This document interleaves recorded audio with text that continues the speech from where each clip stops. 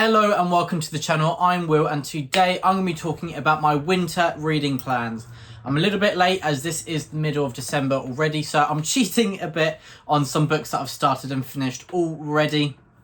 But this will be talking about the overall 3-month summary of what I expect will happen. I'm a bit of a mood reader, but I am also a uni student, so a big portion of this list is set reading. So I know that is in stone, or at least I should read it, and it'd be a detriment to myself if I don't. So basically I will be reading them, they're definite, so I may be more reliable than I have been in the past. I am very quickly going to whiz through my December reading pile because a video is going up on the Brothers Gwyn, or will be tomorrow, or very, very soon to this video coming out, talking about our December TBR. And so, of course, it'll be the exact same books. And so I'll basically say the names and maybe a little something about each of them, but really whiz through them. So please do check out the video with the December TBR on the Brothers Gwyn if you're interested in hearing about those and Ed's and more plans on the Brothers Gwyn as well.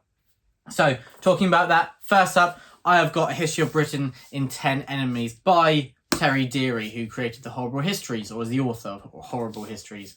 Basically, this is an incredibly witty and sharp non-fiction taking us through the history of Britain through centering on the conflicts and basically how it's been an enemy to the whole world at one point or another. And so it's very, very interesting so far. A lot of the topics covered here I kind of had a peripheral knowledge about, but not in depth. And so it's really nice having that filled in. It's not a deep dive, but it brings you to terms with kind of maybe what you want to look into after. If you find something fascinating, books like these are great for a broad overview. And then if you're particularly intrigued by one topic or period or place, you can kind of dive into that after. I find these are really wonderful at kind of pinpointing where that passion drives you. And so, yeah, that's the first one I'm talking about. And then there's Odyssey by Stephen Fry, which I've already finished, the latest in his Greek myth retellings. Really enjoyed the whole quartet, and Odyssey is also really, really great. Stephen Fry's witty writing, and I listened to this as well, so I had his witty delivery as well. So that was wonderful. And then I also have the Dungeon Anarchist Cookbook, Book 3 of the Dungeon Crawler Cole series. Cole, Princess Donut, Carnage, it continues. It's wonderful, it's action-packed, but it still has not lost its novelty. It's incredibly engaging, and I cannot wait to carry on with the series once I'm finished with Book 3, which I'm, at the moment, halfway through. So I'm looking forward to carrying on, and I undoubtedly will enjoy the rest of this book. And then I have got Beowulf this is Tom Shippey's translation, which I've read before and loved, and I'll be reading it again in preparation for an essay question in my Old English module. And then also, I think this is really what going to be my specialist text for that module. So it's great to reread it, get to terms with the nuances. And every time I've read it, something else has stood out to me. And so hopefully that happens again. I will most likely really enjoy this reread as well. I have the first 3 times. And so why would it not the 4th? And then I've got Intermezzo by Sally Rooney, the latest of her releases. Oh, I really enjoyed Conversations with Friends, but my favourite 2 are Normal People and Beautiful World, Where Are You? So her latest 2 novels. So that gives me great hope for Intermezzo, which I've heard is a tearjerker and also can be very dark as well. It speaks to the human condition. It's about grief. It's going to be one that I think I need to take slowly and give the respect to. That's why I've not dived into it already. I've waited for my Christmas break where I'm not kind of in the back of my head thinking I need to get back to the uni reads. And so I've waited for Christmas. Intermezzo. I won't read it before Christmas because that might be quite depressing. I'll leave it for the beginning of the new year. That'll set the tone for the rest of the year. Hopefully not, but hopefully it will set the tone in terms of quality with a fantastic read. And then anything else in December? Yes, I do. I have Jurassic Park by Michael Crichton. I'm finally diving into his oeuvre of works, and where better to dive into than Jurassic Park, the most well-known of the bunch. This has been chosen as the Discord read, and so yeah, Jurassic Park, I'll be picking it up. Looking forward to sharing my thoughts. Please do check out the Discord if you want to join the discussion there. And now going on into January. First up, I have The Origins of Species by Charles Darwin. Sorry, I don't know why I decided to take a very long sip there.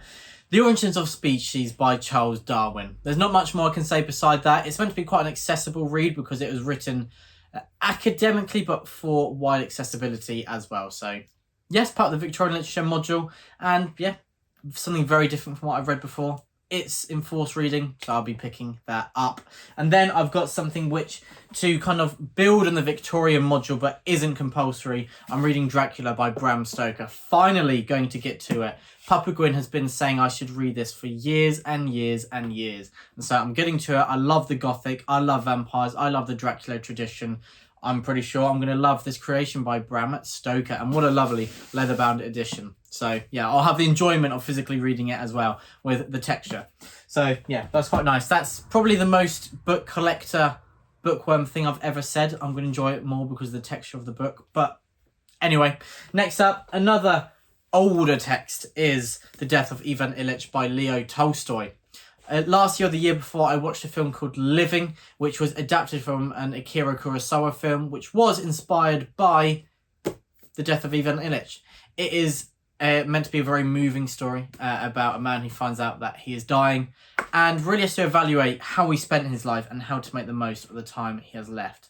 And so it's very, very hard-hitting, I think, but it also speaks to kind of an everlasting theme of the mortality of people and how we have to make the most of our time. And yes, that's very deep. Sorry for that in the video on wherever or whenever you're watching this, but I've got a ring that says seize the day, carpe diem, and so I think this is a book that will, a short story I should say, that will speak volumes to me, especially as I've really clicked with the adaptation of Living. And then going back to fantasy, I've got Grave Empire by Richard Swan. His new release coming out in 2025, coming out in February. This is a fantastical world. I think we're set just before the industrial age is setting in, or maybe in the early stages. And a prophecy comes into play as well. That's probably going to cause a lot of havoc and carnage for a great amount of people. And hopefully it'll follow kind of the detective style of the first series I've read by Richard Swan. It would be great if he does things slightly different, but I love kind of how we follow the breadcrumbs in that series. He does it really well, and hoping to see more of the same in Grave Empire. And a great title as well. And then last up for January, I've got Ascendant, some self-published to put into the new year. This is by Michael R. Miller. This is a lovely edition. And it's meant to be Aragon, inspired by Aragon. A lot of people say it's better than Aragon. So I loved Aragon growing up, and I adore dragons. And look at the dragon on there. I'm really looking forward to reading this. I've heard that it feels very nostalgic, harkening to some classic fantasy, but also subverts your expectations and has some great doses of individuality as well, adding some more modern fantastical elements, which I think might be my kind of favourite mix, mixing kind of those traditional elements with the new expectations that we have in modern fantasy. So really looking forward to diving into Ascendant, which is book one of the Songs of Chaos series. Not sure how many installments there will be, but you might not be able to see, but I've got book 2 and 3 and a novella as well down there, which Michael R. Miller very, very kindly sent. So if you're watching this, thank you again for your generosity. I cannot wait to dive in. But there we go. That is January, and now into the final month of winter, we've got, of course, February. So first up, I'm going to be reading Middlemarch by George Eliot.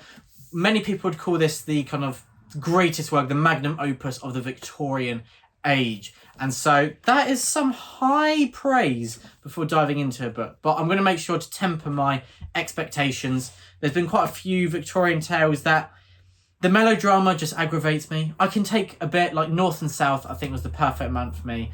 There's quite a bit of drama, a lot of melodrama, people overreacting, but it's got a grittiness and relatability to real life that really hooked me. And so I'm hoping to see that in Middlemarch, but I'm not going to listen to the praise of it being one of the greatest books of all time. I think I really respect it, and yeah, we'll see what my take on it is. I'm happy it's not really, really small text, because then I'd have to buy the Kindle edition as well. I did check. I've got to the age, my eyes are bad already, that I have to check the text in books before buying them, because I can't read them. So that's quite sad. But Middlemarch, the text is large enough, luckily, for me in here. And so I'm looking forward to reading this, and it will be the last tutorial book subject for my Victorian Literature module at university this year. And then I've got The Gate of the Feral Gods, book 4 of the Dungeon Crawler Carl series. I've talked about book 3 already, so I won't repeat myself. I'm looking forward to more of the same, hopefully some new things as well. Carl is, of course, getting further into the dungeons And so let's see where this story goes. I'm sure there'll be more that blows my mind away and keeps me hooked and engaged. And then I've got Alice's Adventures in Wonderland. So this is a classic, a bit of a smaller text on the uni reading list. So thank you, whoever decided to put a smaller text on there. Most of them are 600 pages or over. I've been reading some chunky books like David Copperfield. So it's nice to see something a bit smaller, and Alice's Adventures in Wonderland should be something a bit lighter amongst all of kind of the deep dives and the complexity and the depth and darkness of many other books that I'll be reading early into 2025. So hopefully that will perk me up. And then I've got The Netherworld, which is by, how have I forgotten his name? Something Gissing. That is terrible. I should be kicked out of uni for that. George Gissing, maybe. But anyway, The Netherworld, I don't really know much about it. I know that key theme is poverty, and that's about it. So I can't really say more. But that is the next bit I'm talking about, and I have one more for February. I haven't put as many in January and February because I'm pretty sure that a lot of my reading will be taking up extra reading for history modules and academic texts, which I won't include on here. But last up, I've got an arc that I've been sent, and this is A Song of Legends Lost, an epic fantasy debut, which I don't know much about. I know that there's kind of spiritual realm and spirits in the real world as well. And it's an epic fantasy debut. What more can I ask for? By Orbit, who just hit a home run time and time again. So I'm looking forward to reading this. There will most likely be a review on the Brothers Gwyn close release day, which is in April. But over March and April, I've got a lot of revising to do, a lot more reading. And so I thought I'd try and fit this into February. In reality, it may spill into that March period, but I'm hoping to combat this in February. And yeah, I really cannot wait. It'll be really nice to fit some epic fantasy reading amongst all the uni reading list as well. So I think it'll be perfect timing for me. And this is big text. So thank you whoever decided that for the arc as well. But there we go. That is 5, 10. That is 16 books over winter I hope to read. Of course, I'm a mood reader. Some will change. There'll be some audiobooks I pick that will mix this list up a bit, but hopefully I can tick all of them off my list. Please let me know what books you're looking forward to reading the most in winter of 2024 spilling into 2025. Ending of the year, beginning of the next. Can't believe it's the end of the year already.